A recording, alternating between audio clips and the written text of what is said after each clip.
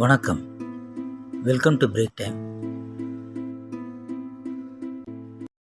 அந்த ஒரு வாரமாகவே மீடியாவில் அடிக்கடி பேசப்பட்டு வர ஒரு செய்தி சிம்போனி. நம்ம இசைஞானி இளையராஜா தமிழ்நாட்டுக்கே மட்டுமல்ல உலகத்துக்கே பெருமை சேர்க்கிற ஒரு வரலாற்று நிகழ்வை நிகழ்த்திட்டு வந்துட்டு இருக்காரு. 1000 படங்களுக்கு மேல் இசையமைத்த ஒருவருக்கு ஆஸ்கார் அவார்டு கூட கிடைக்கலையேன்னு ஒரு பக்கம் ஒரு வருத்தம் இருந்தாலும், ஆஸ்கார் இல்லைன்னா என்ன நான் செய்கிறேன் பாருன்னு சொல்லிட்டு ஒரு சிம்பனியில் ஒரு வரலாற்று சாதனையை செஞ்சுட்டு வர்றாரு நம்ம இசைஞானி. அந்த சிம்போனினா என்ன அப்படிங்கிறது இன்னும் தெளிவாக நிறைய பேருக்கு தெரியாது. இந்த ஆர்கெஸ்ட்ரா குரூப்பே மினிமம் ஒரு 50 பேருக்கு மேலே இசைக்கலைஞர்கள்லாம் சேர்ந்து பல்வேறு இசைக்கருவிகள், நரம்பு, தோல், வாத்திய இசைக்கருவிகள் இதெல்லாம் இணைந்து கொடுக்குற ஒரு இசை தான் சிம்போனியா. இது முக்கியமாக யூரோப்பியன் கண்ட்ரீஸில் தான் இது முதல்ல கொண்டு வந்தாங்க. 1730லேருந்து 1820 இயர்ஸில் இதை அறிமுகப்படுத்துகிறாங்க.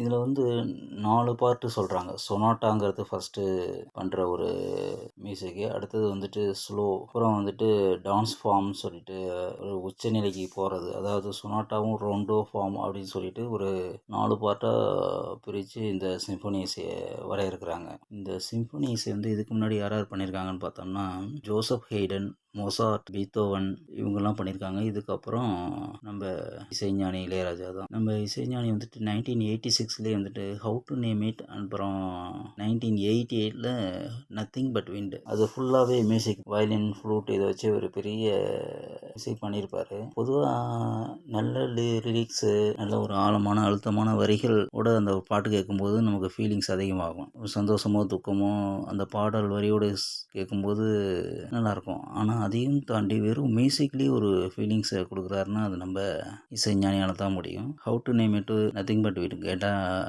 அந்த ஃபீலிங்ஸ் நல்லா தெரியும்.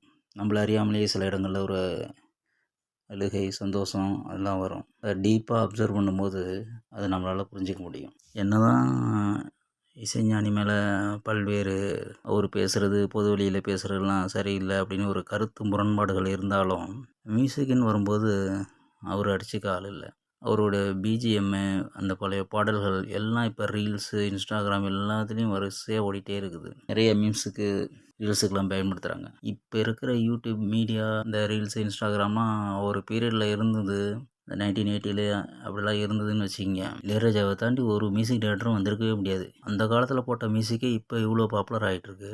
அந்த பீரியட்லேயே மீடியா டெக்னாலஜி இருந்ததுன்னா எந்த லெவலுக்கு போயிருப்பாருன்னு பார்த்துங்க. என்னதான் ஒரு அரசியல் சாயம் பூசினாலும் இளையராஜா தமிழ்நாட்டுக்கு கிடைச்ச ஒரு பொக்கிஷம். அவர் ஒரு வரலாற்று சாதனையை சத்தமில்லாமல் நிகழ்த்திட்டு வந்திருக்காரு. இருந்தாலும் நம்ம சினிமா துறையினர் சார்பாக ஒரு நல்ல ஒரு பாராட்டு விழா எடுத்து அவரை கௌரவிக்கணும். அது ஏன் இன்னும் செய்ய மாட்டேங்கிறாங்கன்னு தெரியல.